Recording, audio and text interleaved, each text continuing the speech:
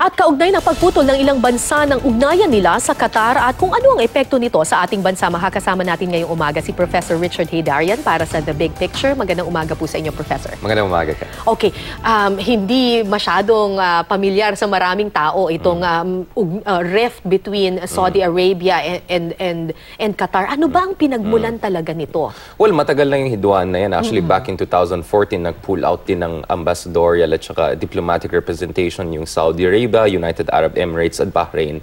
Ang issue kasi dito yung relasyon ng Qatar sa mga Islamist groups katulad ng Muslim Brotherhood, yung accusation ng Qatar ay nagsusuporta ng mga more extremist group katulad ng Al-Qaeda or Jabhat al-Nusra.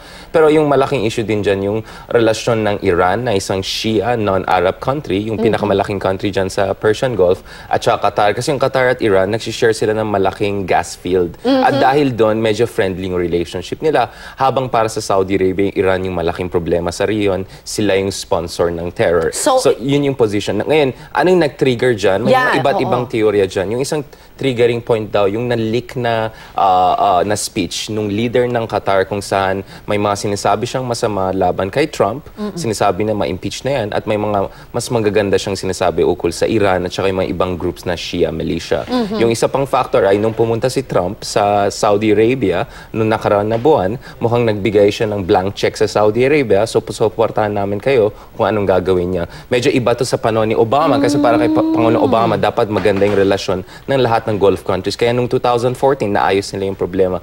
Habang kay Trump naman sinusupport niya yung pressure dito sa Qatar dahil sa magandang relasyon ng Qatar sa Iran, mga Shia group at saka mga ibang Muslim Brotherhood group. Yung isa pang mukhang trigger dito, yung nagbayad daw ng ransom, yung Qatari government sa iba't ibang militia group sa Iraq, isang Shia militia group, at nagbayad din yata siya ng ransom doon sa isang Al-Qaeda group sa Yemen.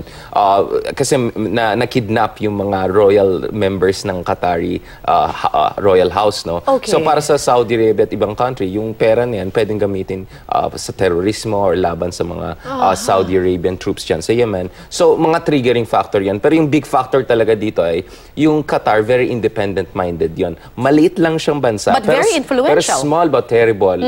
Sa kanila galing Al Jazeera News na very independent, very critical.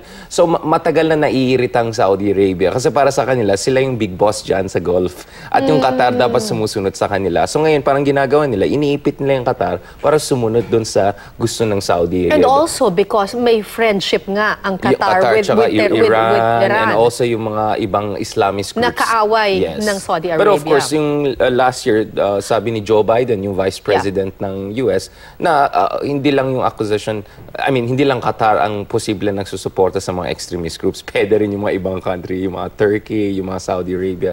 So medyo questionable para sa ibang tao na akusahin ng Saudi Arabia ang Qatar tungkol sa Asian end. Kaya para sa akin, I think yung big issue talaga dito, yung relasyon ng Qatar at saka yung mga Shia militia groups at saka Iran. I think yun yung pinakamalaking issue dito. You wrote an article about it and about this issue and nabasa ko siya. May sinasabi ka doon na optimistic ka pa rin na mareresolba ito, or sabi mo nga made-diffuse naman ito eventually, lalo pat yung Qatar is host to the United States military base. Yung pinakamalaki ng military base ng US actually nasa Qatar, sa buong Middle East. Right. So malaki yung insentibo ng United States para mag-mediate dito. Kasi ang position ng Amerika dito ay dapat unified front lahat ng mga Arab countries dyan.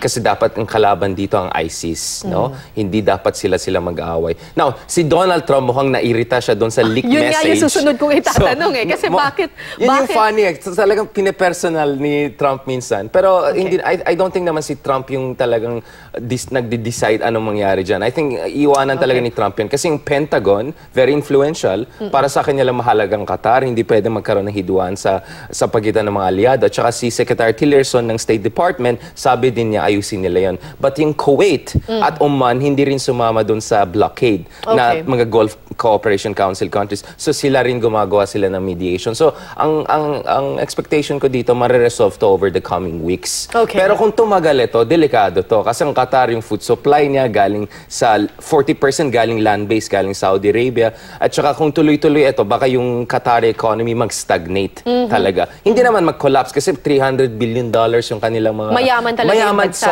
Isa sa mga pinakamayaman na bansa. Hindi babaksak, pero pag tumagal ito, talagang mahirapan yung Qatar Airways, hindi na siya makakalipad, daming ikot ng dapat niyang gawin pupunta sa Iran, Turkey. So yung economy ng Qatar ay magsa-stagnate talaga kung tuloy-tuloy ito. Pero ang expectation ko within a month, mareresolve to. Pero sigurado, gusto nila i-pressure yung Qatar na i-downgrade yung relationship niya sa Iran, sa mga Shia groups, at i-cut off niya yung relationship niya dun sa mga ibang extremist groups. At least yun yung accusation laban sa Qatar. So malaki yung pressure ngayon sa Qatar. So dapat pumili ang Qatar. Magre-resist ba sila or at some point magkakompromiso sila? Okay.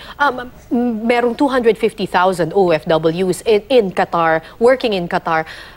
Anong magiging epekto nito At sa $300 kanila? million yung kanilang remittances sa atin. So malaking bagay ito. At yung Qatar, biggest exporter ng liquefied natural gas. Right. Mag-host sila ng World Cup. So actually, over time, baka Qatar yung second biggest. Kasi mas malaking potential niya kasi UAE at saka ibang bansa. No? Ngayon, Are OFW safe in Qatar? para sa akin, no, hindi mangyari yung nangyari ng first Gulf War at second Gulf War. Okay. Hindi ako worried sa war. Okay. Ang worry ko dito ay kung lumakas yung diplomatic tensions, baka yung economy ng Qatar magsasuffer. Ngayon, alam natin, even if maganda yung economy ng Qatar, maraming OFW dyan hindi binabayaran na mabuti. Kasi may construction boom na nga, pero ang daming subcontracting. So kung mag-stagnate yung economy ng Qatar, mas maraming OFW mahirapan na mag-collect ng kanilang salaries. Kasi ito nga, booming economy ng Qatar, ang daming abuso nangyari. Lalong mangyari kung siguro mag-slow down yung economy So sa yung Qatar. mga Pilipino na nag-iisip pang magkaroon ng trabaho sa Qatar, you would advise against it? I mean, magdadalawang isip kayo, no? Unang-una, dapat sana may legal protection yung pinapasukan nyo. Yeah. Now, down the road, kung tumagal itong blockade na to, maapektuhan rin yung financial at tourism sector. Correct. So, hindi lang yung construction industry, but yung mga Pilipino na nagtatrabaho sa airline industry, sa tourism, financial industry, sila rin maapektuhan. So, monitor din natin. Pero ako nga, cautiously optimistic ako within a month, mareresolve ba ito. Pero nonetheless,